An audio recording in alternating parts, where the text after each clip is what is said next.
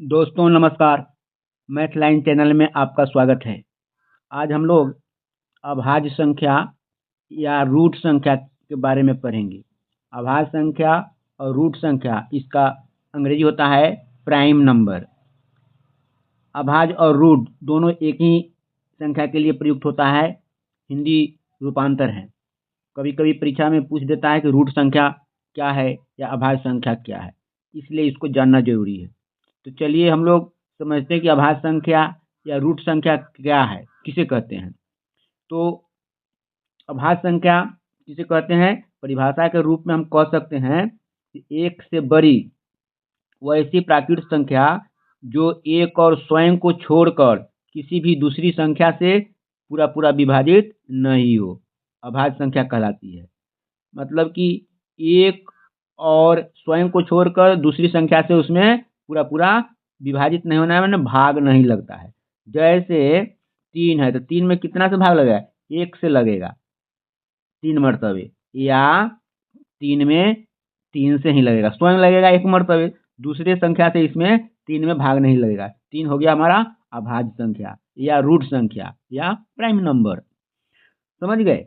तो इस प्रकार इसको जिस संख्या में एक या अपने को छोड़कर दूसरी संख्या से भाग नहीं लगता है उसको अभाज्य संख्या या रूट संख्या या असंयुक्त संख्या भी कहते हैं।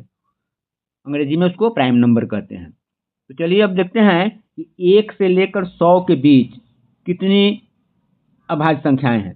तो 1 से लेकर 100 के बीच 25 अभाज्य संख्याएं हैं। 2, 3, 5, 7, 11, 13 ये सब अभाज्य संख्या है। 13 में केवल 1 से ही भाग लगेगा, 13 मरतबे, हाँ 1 मरतबे ही हो गया, 3 में लग जाएगा फिर 3 मरतबे, तो कट गया, यह 13 मरतबे लग गया।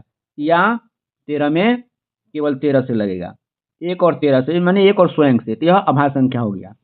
1 से 100 के बीच में 25 अभाज्य संख्या है। परीक्षा में पूछता है कि 1 से 100 के बीच में कितनी अभाज्य संख्या है, तो 25 अभाज्य संख्याएं हैं। लास्ट है हमारा 97। चलिए अब यहाँ आगे भी हम बता दिए हैं कि अभाज्य संख्या को क्या कहते हैं, रूट संख्या या असंयुक्त संख्या भी कहते हैं, अंग्रेजी में प्राइम नंबर कहते हैं। अब छोटी छोटी संख्या तो है, 97 है, 43 है, कोई भी है, 2 है, 3 है, 5 है, इसको तो आसानी से हम लोग देखकर समझ जाएंगे कि यह अभाज्य संख्या है, क्योंकि इसमें दूसरे संख्या से भाग नहीं लगता है। लेकिन अगर बड़ी बड़ी संख्या दे दे तो उसकी पहचान हम कैसे करेंगे। तो इसके लिए हम क्या करेंगे कि दी गई जो संख्या होगी उसका हम रूट क्या करते हैं, वर्गमूल निकालते हैं, मतलब संभावित वर्गमूल। जैसे यहाँ 509 है, पूछता है कि क्या 509 अभाज्य संख्या है, तो 509 का वर्गमूल क्या होगा, 509, 625 का होता है 25 वर्गमूल, तो 500 का वर्गमूल हो जाएगा 576 होता है, 576 का 24 होता है, तो 509 का क्या होगा, 23 हो सकता है, संभावित 23 के लगभग। तो अब क्या करेंगे, तो संभावित वर्गमूल देखिए, संभावित वर्गमूल हमको पता चल गया। अब इसी से भाग लगाएंगे, माने उस वर्गमूल से ही या इस वर्गमूल से छोटा दूसरे अभाज्य संख्या से भाग लगाएंगे। 509 में कितना से भाग लगाएंगे, 23 से, या 23 से छोटा जो अभाज्य संख्या हो, 19 हो, 17 हो इत्यादि से भाग लाएंगे। यदि यह पूरा पूरा भाग लग जाता है तो अभाज्य संख्या नहीं होगा, न ही भाग लगता है इसमें उस अभाज्य संख्या से, तो वह अभाज्य संख्या होगा। जैसे मान लिया जाए यह 509 है, तो 509 है, यहाँ पर पूछ रहा है कि क्या 509 अभाज्य संख्या है, तो इसमें हम इसका संभावित वर्गमूल 23 होगा, तो 23 से भाग लगाएंगे तो यह नहीं कटेगा। 23 से यह पूरा पूरा भाग लगाएंगे तो नहीं कटेगा, 23 दूना 46, यहाँ हो गया 4, ये हो गया 9, 49 में 23 से भाग नहीं लग सकता है। इसी प्रकार यह 23 के से छोटा हमारा 17 हुआ, 17 से में इसमें भाग नहीं लगेगा, पूरा पूरा भाग नहीं लगेगा, इसलिए हमको पता चल गया कि भाग नहीं लग रहा है, ये अभाज्य संख्या है। समझ गए। उसी प्रकार दूसरा है यहाँ कि क्या 979 979 अभाज्य संख्या है, तो 979 में हम भाग लगा कर देखेंगे। ऐसे तो देखने से ही पता चलता है कि यह अभाज्य संख्या नहीं है। कैसे? तो 9 और 9 18, अब बीच में यह हो गया 7, 18 में 7 गया तो 11, तो इसमें 11 से भाग लग जाएगा, मतलब कि स्वयं से भी लग रहा है, 11 से भी लग रहा है, 1 से भी लग रहा है, तो इसलिए यह अभाज्य संख्या नहीं है। 11 की विभाज्यता का नियम है कि विषम संख्याओं का जोड़ और उसका अंतर क्या होगा? 11 का गुणज हो या 0 हो तो 11 से भाग लग जाता है। तो विषम संख्या में विषम स्थान पर एक, उसके बाद एक छोड़कर तीसरा यहाँ पर 9 9 18 हो गया, अब बीच में बच गया 7, 18 में 7 गया तो 11 हुआ, अंतर 11 आ रहा है जो 11 से विभाजित हो जाएगा, इसलिए यह संख्या भी 11 से विभाजित हो रहा है, तो इसलिए यह अभाज्य संख्या नहीं है, विभाजित हो जा रहा है। इस प्रकार हम अभाज्य संख्या की पहचान कर लेते हैं। अब इस पर आधारित परीक्षा में जो प्रश्न पूछता है उसको देख लेते हैं। यह परीक्षा में पूछे हुए सवाल है, सबसे छोटी अभाज्य संख्या कौन है? तो सबसे छोटी अभाज्य संख्या 2 है। सबसे छोटी अभाज्य संख्या 2 है। 2 में केवल 2 से भाग लगेगा या 1 से भाग लगेगा, इसलिए 2 ही अंक से भाग लग रहा है, इसलिए यह अभाज्य संख्या हो गया। सबसे छोटी हमारा यह ऑप्शन नंबर 4 हो गया। यह पूछे हुए है एसएससी स्टाफ सिलेक्शन कमीशन 2009 में। अगला सवाल है कि 1000 से बड़ी, 1000 से बड़ी और सबसे छोटी, 1000 से बड़ी और सबसे छोटी अभाज्य संख्या कौन है? यहाँ पर दिया हुआ है 4 ऑप्शन।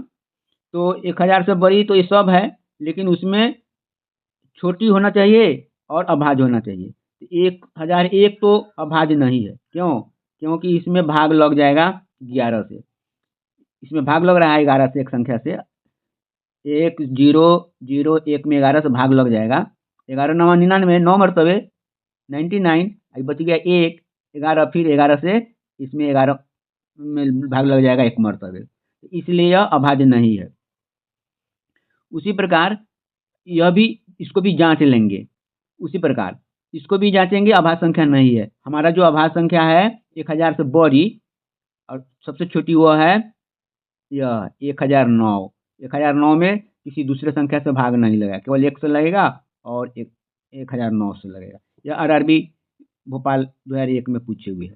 अगला प्रश्न है, 5 अंकों की प्रथम अभाज्य संख्या कौन है? तो 5 अंकों की प्रथम अभाज्य संख्या, तो 5 अंक की संख्या हो गया 10,000।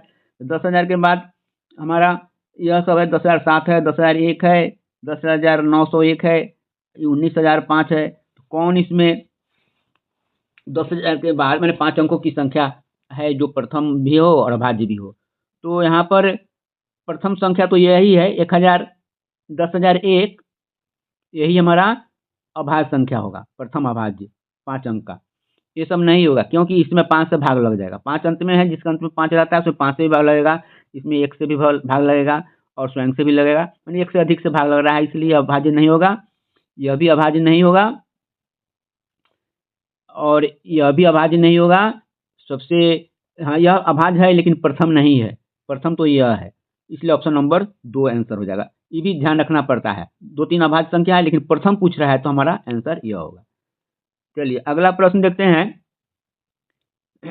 अगला प्रश्न है, 70 से छोटी कितनी अभाज्य संख्या है? देख लीजिए, 70 से छोटी कितनी अभाज्य संख्या, अभी बीपीएससी एग्जाम में पूछे हुए।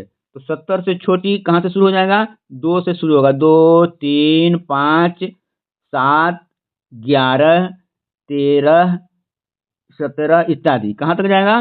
70 है तो 67 तक जाएगा। 70 से पहले 67 है जो अभाज्य है, तो टोटल गिनेंगे तो हमको 19 आएगा। कितना आएगा? 19 संख्या होगा जो अभाज्य होगा 70 से नीचे, 70 से छोटी। यह हमारा ऑप्शन नंबर चौथा 4 सही होगा। इस प्रकार के प्रश्न पूछते हैं। अगला प्रश्न देखिए, अगला प्रश्न पूछ रहा है कि 50 और 100 के बीच कितनी अभाज्य संख्या है? 50 और 100 के बीच अभाज्य संख्याओं की संख्या कितनी है?